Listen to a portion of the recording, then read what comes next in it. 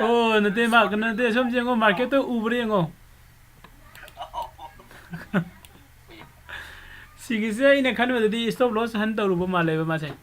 Se koi time frame se 5 minutes time frame oi bagi ni ko. Time frame asau badi se stop loss han taru ga lak soi ni orang gani ba. Haidi kasi ki market se masai koi na sum jengam bado ama ina kana da sida mu muthak rena draw tawram ba ma. Masai ina sharing am tawram bado sidagi down the laga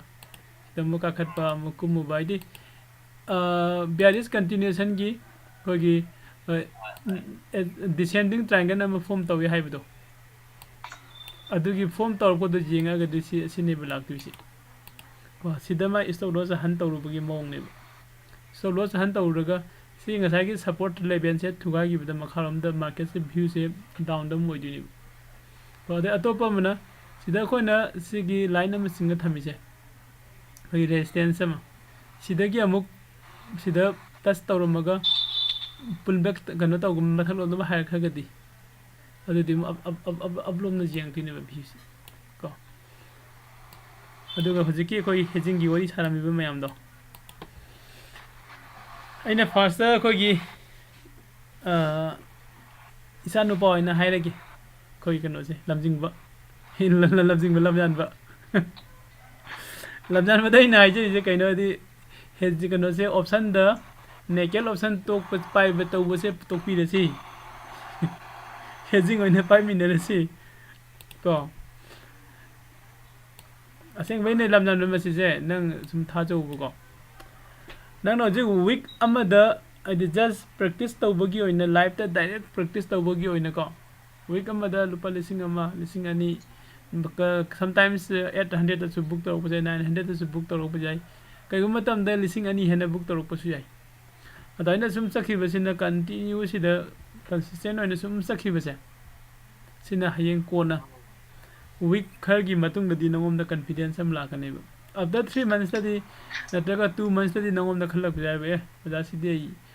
load masing je khari hengat ke gain hajin load amada khone hedging tawri ai ani de hanga ke ahum de hanga ke manga de hanga na tra ai lot tara da direct to ge hana khalap su jai ko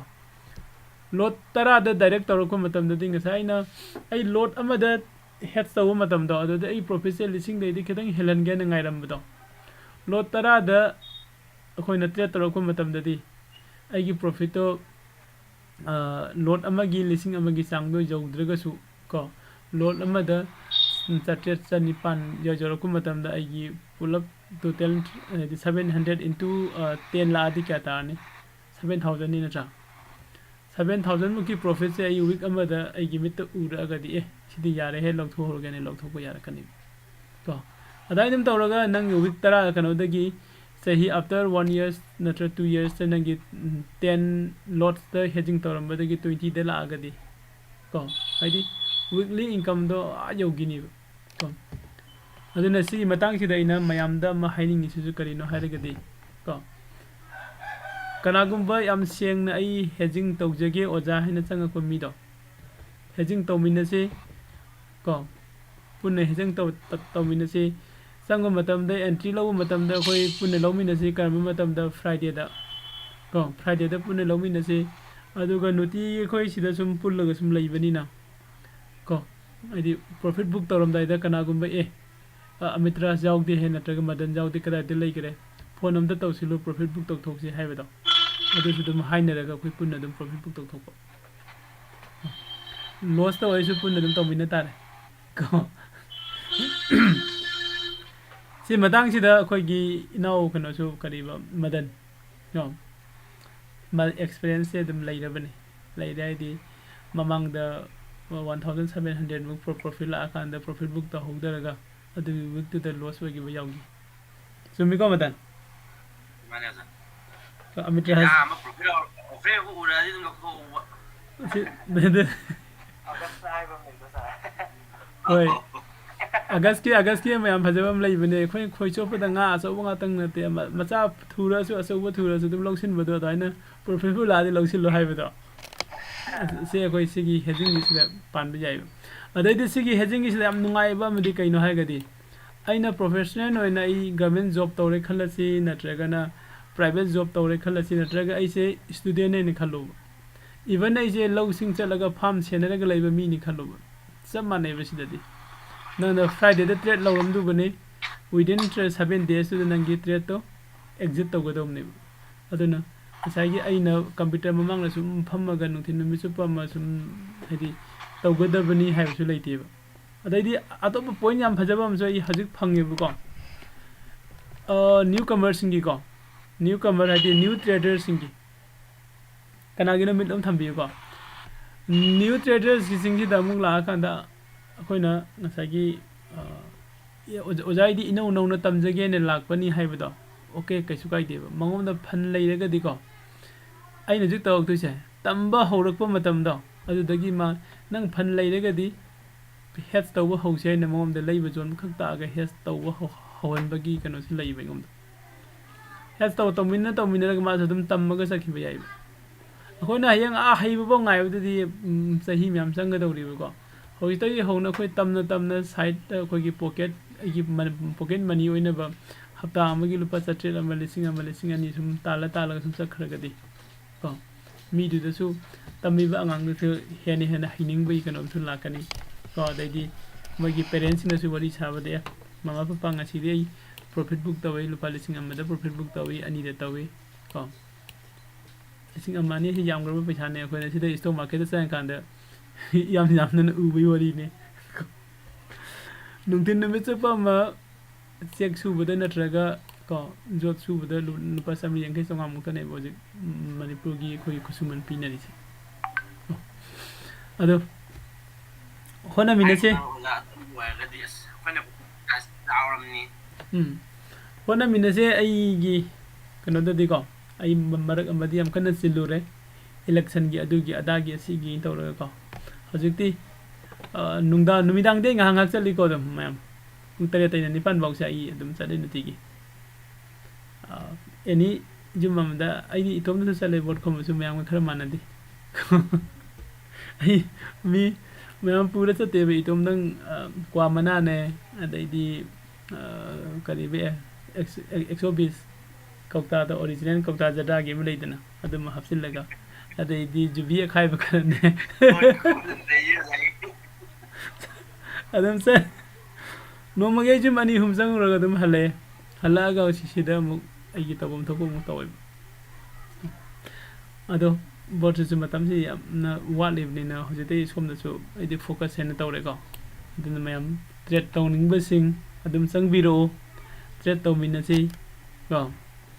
group त दम link अदम थारा कनी link share तौर को दम Jackson बिरो को कना गो बे हेजिंग तौनिंग बदु द आइदि आई ओजाई से फनसु लेरे आई हेजिंग से तौरसी हाइबदो अदम संगो अदम तौमिनसि खोइ हेजिंग से खंगदबु जरंगिनी अखंगुसु लेले मनी को फ्राइडे दे लवे हेजिंग अदुगा थर्सडे बाउदा आइदि विदिन 7 days दा हेजिंग से थादोरक्तुनि अदो ngसाइ खोइ नाउ इ अखोइ इसानुपा लमजान बना हाइबदु मादि आइदि लिसिंग अमगी हप्ता मंगाइ ngमै हाइदो कैसु काइदे को लोड मंगा तरुक नंगी फंडुगी मतुंग ने लोमिन से कैसु काइदे अदुई कॉन्फिडेंस एंगम दे लइबा को आदि सी कॉन्फिडेंस सुम हेंगल लखिनी को एंगम दे लइदिबा कॉन्फिडेंस से सब मानने होजिक मदन द दैदि खोगी अमितराज द को अदे खोगी जेम्स द सी कॉन्फिडेंस लोइनमक मसा द लइरमने आइदे हदक मदन लोड अमदगी अनि दे हेंगलकबदो आइनि हेंगसे हाइब नते मा मसान हाजरकने ओजाई हंदकति लोड अनि लौगे हेनको अदनमु माने लोड अनि लौर कांदा अदुगी कानबो और कानदबा एडवांटेज एंड डिसएडवांटेज माने हेन खांगनी मसागी ने मा दम सेन लेइबनिना को अदो ngसागी सिदल चलुरिबा मार्केट से हाबे जिंगसि को सिगी W की से लखथोखसे हा नि मला नि W से फेल होय गरे को अदो नंग यामने लाइबक फै मते ngta प्रॉफिट औ सिदा कोई मार्केट से डाउन ट्रेंड लाकपने डाउन ट्रेंड लाकांदा सिदा कोगी डिसेंडिंग ट्रायंगल को आदि मखागी सपोर्ट्स ने सब मानरगा मथकी रेजिस्टेंस से खरा हंधरकबा हायर लो कुमकबा सिगुबा मखन गी ट्रायंगल न फॉर्म तौरकपने सिदा ꯑꯩꯈꯣꯏꯅ ꯌꯦꯡꯉꯤꯁꯤꯁꯨ ꯃꯥꯔꯀꯦꯠꯀꯤ ꯚ꯭ꯌꯨꯁꯦ ꯃꯈꯥꯒꯤ ꯁꯞꯄꯣꯔꯠꯁꯦ ꯊꯨꯒꯥꯏꯔꯒ ꯃꯈꯥꯗ ꯀꯨꯝꯃꯛꯄꯗꯨꯅꯦꯕ ꯑꯩꯈꯣꯏꯅ ꯉꯥꯏꯔꯝꯕꯗꯣ ꯅꯠꯇ꯭ꯔꯥ ꯑꯗꯨꯒꯤ ꯃꯍꯨꯠꯇ ꯃꯊꯛꯇ ꯑꯣꯏꯅ ꯀꯥꯈꯠꯈꯤꯕꯅꯦꯕ ꯁꯤꯗ ꯁꯥꯟꯅꯔꯛꯏꯁꯦ ꯀꯅꯥꯅꯅꯣ ꯍꯥꯏꯔꯒꯗꯤ ꯑꯩꯈꯣꯏꯒꯤ ꯕꯤग ꯏꯟꯚꯦꯁꯇꯔꯁꯤꯡꯁꯦ ꯑꯦꯐ ꯑꯥꯏ ꯗꯤ ꯑꯥꯏꯒꯨꯝꯕ ꯑꯗꯩꯗꯤ ꯑꯩꯈꯣꯏꯒꯤ ꯀꯩꯅꯣ ꯈꯛꯇꯪ ꯏꯟꯗꯤꯕꯤꯖꯨꯋꯦꯜ ꯏꯟꯚꯦꯁꯇꯔ ꯑꯣꯏꯔꯒꯅ ꯑꯩꯈꯣꯏꯒꯤ ꯔꯥꯀꯦꯁ ꯖꯨꯟꯖꯨꯟꯋꯥꯂꯥꯒꯨꯝꯕ ꯂꯩꯈꯤꯗ꯭ꯔꯦ ꯅꯠꯇ꯭ꯔꯥ ꯃꯣꯏꯒꯨꯝꯕ ꯑꯆꯧ ꯑꯆꯧꯕ ꯏꯟꯚꯦꯁꯇꯔꯁꯤꯡꯁꯤꯅꯦꯕ ꯁꯤꯗ ꯏꯁꯇꯣꯞ ꯂꯣꯁꯁꯤꯡꯁꯦ ꯂꯣꯏꯅ ꯍꯟ ꯇꯧꯊꯣꯛꯑꯒꯅꯦꯕ ꯊꯥꯗꯔꯛꯏꯁꯦ ꯀꯣ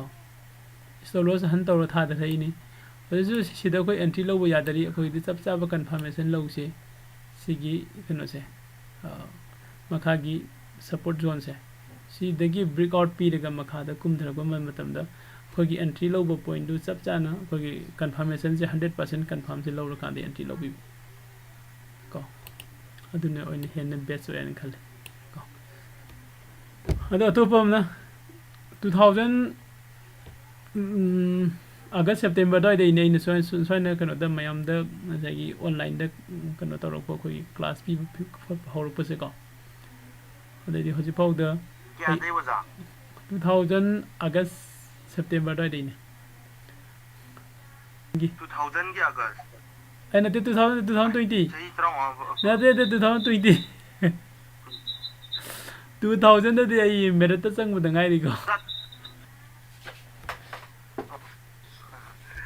ꯑꯗꯨ ꯀꯣꯔꯣꯅꯥ ꯃꯃꯥꯡꯗꯩꯔꯣ ꯀꯣꯔꯣꯅꯥ ꯍꯧꯔꯛꯄ ꯀꯥꯟꯗ ꯀꯣꯔꯣꯅꯥ ꯃꯅꯨꯡꯗꯅꯦ ꯀꯣꯔꯣꯅꯥ ꯃꯅꯨꯡ ꯇꯥꯔꯦ ꯑꯗꯤ 2000ꯒꯤ ꯖꯨꯟꯗ ꯑꯩ ꯁꯤꯗ ꯊꯣꯔꯛꯑꯦꯕ ꯖꯨꯟ 6ꯇ